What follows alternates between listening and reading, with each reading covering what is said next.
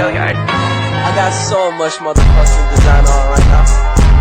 Bring it down, bring it back, make it clap. I got dirty old thoughts, new guap, wear that down. Bitches up a line, and you know.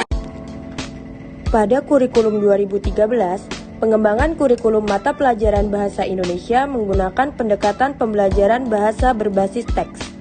Pada pendekatan ini, diharapkan siswa mampu memproduksi dan menggunakan teks sesuai dengan tujuan dan fungsi sosialnya. Teks dimaknai sebagai satuan bahasa, baik verbal maupun nonverbal, yang mengungkapkan makna secara kontekstual. Teks tidak selalu berwujud bahasa tulis, sebagaimana lazim dipahami. Misalnya, teks Pancasila yang sering dibacakan pada saat upacara. Teks dapat berwujud baik tulis maupun lisan, bahkan dalam multimoda. Teks dapat berwujud perpaduan antara teks lisan atau tulis dan gambar atau animasi dan film. Genre teks. Genre adalah teks yang terbentuk sebagai realisasi budaya penutur bahasa. Budaya merupakan unsur konteks sosial yang menentukan pemakaian bahasa atau teks. Teks yang wujud sebagai realisasi budaya dikenal sebagai genre. Secara umum, genre diartikan sebagai jenis teks. Kata genre berasal dari bahasa Perancis yang pada awalnya digunakan dalam sastra. Kemudian, genre dimasukkan ke dalam linguistik sebagai istilah. Secara teknis, genre didefinisikan sebagai kegiatan sosial yang bertahap dan berorientasi ke tujuan, menurut Martin 1992. Pembelajaran berbasis teks. Pembelajaran berbasis teks berdasar pada pandangan bahwa bahasa adalah fenomena sosial dengan pengertian bahwa bahasa adalah sumber daya untuk membuat arti antar manusia. Dengan sifat bahasa sebagai fenomena sosial, belajar bahasa akan lebih efektif jika pembelajar belajar menggunakan teks dalam konteks sosial yang autentik.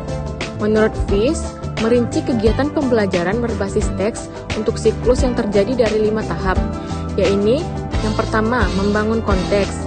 Yang kedua, memberikan model dan dekonstruksi teks. Yang ketiga, membentuk teks bersama. Yang keempat, teks secara mandiri. Dan yang kelima, menautkan teks yang terkait. Pada tahap membangun konteks sosial teks, yang pertama sekali konteks sosial teks yang autentik yang akan dipelajari diperkenalkan kepada pembelajar. Lalu yang kedua, para pembelajar mengeksplorasi konteks budaya teks dan fungsi sosial teks. Yang ketiga, para pembelajar kemudian mengamati atau mengeksplorasi konteks situasi teks yang secara spesifik mengamati unsur register teks yang menjadi kebutuhan pembelajar.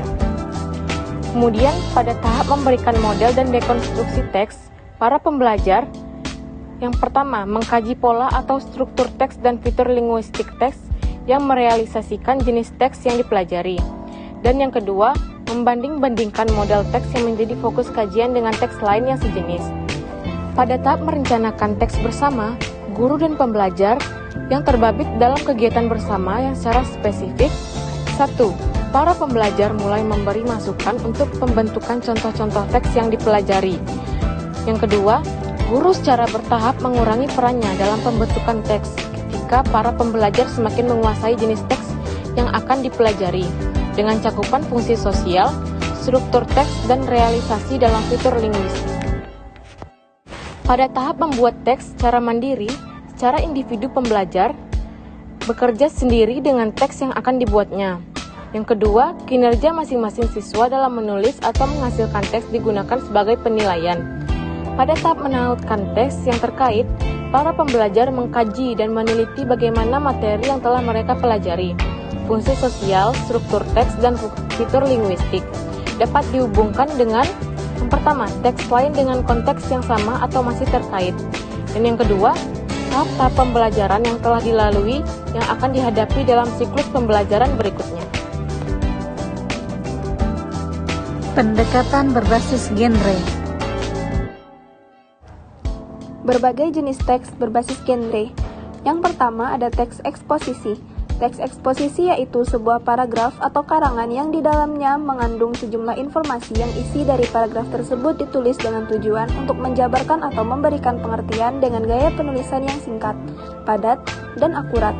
Struktur teks eksposisi yang harus diajarkan kepada siswa adalah yang pertama, judul. Menggambarkan sesuatu yang dibahas, judul harus ditulis dengan kata-kata yang singkat, menarik, dan syarat akan makna. Yang kedua, pernyataan umum atau tesis, berfungsi untuk memperkenalkan topik sekaligus menempatkan pembaca pada posisi tertentu. Karena dengan teks yang digunakan penulis ingin mengemukakan pendapat, pembaca dapat berada pada posisi yang sependapat atau pada posisi yang berseberangan dengannya. Yang ketiga, argumentasi atau alasan, yang berisi argumen atau alasan. Panjang dan pendeknya bagian ini tergantung pada jumlah argumen yang ada dalam pernyataan umum. Kemudian menjabarkan argumen tersebut dalam paragraf-paragraf. Pengembangan argumen menjadi paragraf ini dilakukan melalui penyajian contoh dan alasan. Yang keempat, penegasan ulang pendapat atau simpulan, yaitu pengulangan opini bersifat pilihan sehingga tidak semua teks eksposisi memiliki. Contohnya, terdapat pada teks merokok membunuhmu dan terdapat pada teks pro dan kontra tentang bisnis sejak sekolah. Yang kedua, ada teks prosedur. Sesuai namanya, teks ini menekankan pada adanya prosedur atau tahapan yang dilalui untuk melakukan sebuah aktivitas. Secara lengkap, teks prosedur diartikan sebagai teks yang berisi cara, tujuan untuk membuat atau melakukan sesuatu hal dengan langkah demi langkah yang tepat secara berurutan sehingga menghasilkan suatu tujuan yang diinginkan. Teks prosedur biasanya terdapat pada tulisan yang mengandung cara, tips, atau tutorial melakukan langkah tertentu. Di dalam teks prosedur, terdapat kata imperatif atau kata perintah untuk melakukan apa yang dibahas pada teks agar si pembaca melakukan apa yang diperintahkan pada isi teks tersebut. Teks prosedur terdiri dari 3 bagian utama, yakni tujuan, material, dan langkah-langkah. Yang pertama, tujuan. Bagian tujuan teks prosedur berisi tentang tujuan pembuatan teks prosedur atau hasil akhir yang hendak dicapai bila sudah melakukan beberapa tahapan dalam teks prosedur ini. Yang kedua, ada material. Pada bagian material dari teks prosedur yang isinya terkait bahan, alat, ataupun material yang diperlukan. Tidak semua teks prosedur memerlukan bagian material ini. Umumnya, pemakaian bagian material ada dalam teks prosedur yang membahas tentang pembuatan tertentu seperti pembuatan resep makanan ataupun lainnya. Yang ketiga, langkah-langkah.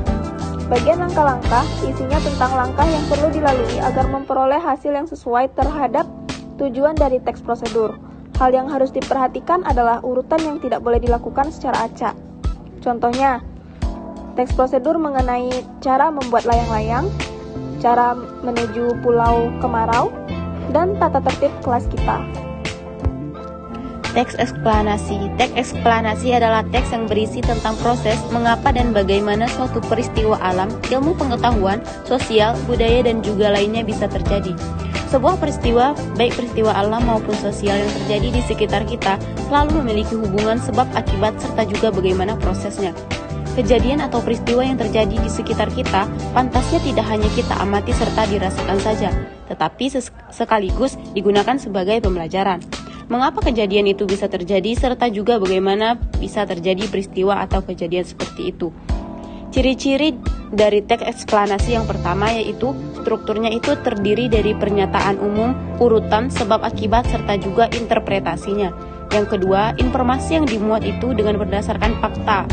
Yang ketiga, faktual tersebut memuat informasi yang sifatnya itu ilmiah atau keilmuan. Yang keempat, sifatnya itu informatif serta tidak berusaha untuk mempengaruhi pembaca untuk bisa percaya terhadap hal yang dibahas. Dan yang terakhir, memiliki atau menggunakan sequence markers. Nah, contohnya yaitu tentang siklus air, kemudian ada runtuhnya kerajaan Sriwijaya, dan akibatnya hutan gundul. Teks deskripsi. Salah satu keterampilan pertama yang muncul oleh pengguna bahasa adalah menggambarkan atau mendeskripsikan sesuatu. Genre teks deskripsi kemudian banyak diartikan sebagai tulisan di mana gagasan utamanya itu disampaikan dengan cara menggambarkan dengan secara jelas objeknya, tempat, atau peristiwa yang sedang menjadi topik atau tema kepada pembaca. Sehingga si pembaca seolah-olah merasa langsung apa yang sedang diungkapkan di dalam teks tersebut. Ada 4 struktur yang menyusun teks deskripsi ini agar menjadi satu kesatuan yang utuh. Yang pertama, identifikasi penentuan identitas seseorang, benda, dan juga sebagainya. Yang kedua, klasifikasi penyusunan secara bersistem dalam sebuah kelompok dengan menurut kaidah atau standar yang sudah ditetapkan. Yang ketiga, deskripsi bagian-bagian teks yang berisi mengenai gambaran-gambaran bagian di dalam teks tersebut, atau lebih mudahnya, deskripsikan bagian ini adalah pengklasifikasian yang dijelaskan secara lebih rinci dengan memberikan suatu gambaran yang jelas. Dan yang terakhir, penutupan kesimpulan atau penegasan hal-hal yang penting. Contohnya, pada teks yang berjudul Keluargaku dan Sosok Ikal dalam Laskar Pelangi. Dan yang berikutnya itu ada teks berita. Teks berita adalah teks yang berisi tentang segala peristiwa yang terjadi di dunia yang disebarkan melalui berbagai media. Contohnya seperti radio, televisi, internet, situs web, maupun media yang lainnya. Teks berita berisi tentang fakta, tetapi tidak semua fakta dijadikan berita. Seperti yang telah diketahui bahwa teks berita harus memuat informasi minimal memenuhi unsur 5W plus 1H. Kemudian, teks ini mempunyai 3 struktur. Yang pertama, orientasi berita itu berisi tentang pembukaan dari peristiwa yang diberitakan di teks tersebut. Yang kedua, peristiwa itu berisi tentang proses kejadian dari awal sampai akhir berdasarkan peristiwa yang terjadi dan menjelaskan berdasarkan fakta yang ada. Kemudian yang terakhir yaitu sumber beritanya, dari mana saja sumber berita tersebut muncul. Sumber beritanya juga tidak selamanya ditulis di bagian akhir berita. Contohnya pada berita Sungai Ciliwung meluap, kemudian 2 desa terendam banjir setinggi 3 meter. Berikutnya ada teks anekdot. Teks anekdot merupakan salah satu jenis teks yang dipakai untuk membuat teks cerita dari pengalaman seseorang, di mana teks tersebut berisikan cerita singkat dan juga menghibur. Selain berisi cerita yang menghibur, terdapat juga cerita peristiwa-peristiwa menarik ataupun ungkapan tentang kebenaran. Jika seseorang mempunyai pengalaman pribadi yang lucu dan ingin menulis cerita singkatnya, maka ia harus menggunakan teks anekdot dalam pembuatan cerita tersebut. Teks anekdot biasanya dimanfaatkan untuk menyindir, seperti menyindir terhadap pelayanan yang kurang baik, lingkungan yang kurang sehat. Sindiran tersebut dijadikan sebuah kemasan cerita yang menghibur. Nah, berikut ini contoh dari teks anekdot beserta strukturnya. Yang pertama ada abstraksi. Pada suatu hari, seorang presiden negara satu tertarik dengan dagangan kue di pinggir jalan. Lalu kemudian dia membelinya. Nah, yang kedua ada orientasi, jawaban penjual kue. Alhamdulillah Pak, sekitar 30 tahun lebih saya berjualan kue ini. Yang ketiga krisis. Penjelasan penjual kue mengenai keempat anaknya. Tidak Pak, mereka sibuk semua. Saya punya anak 4, yang pertama bekerja di KPK, kedua di Polda, ketiga di Kejaksaan Negeri, dan yang terakhir di DPR Pak. Yang keempat ada reaksi.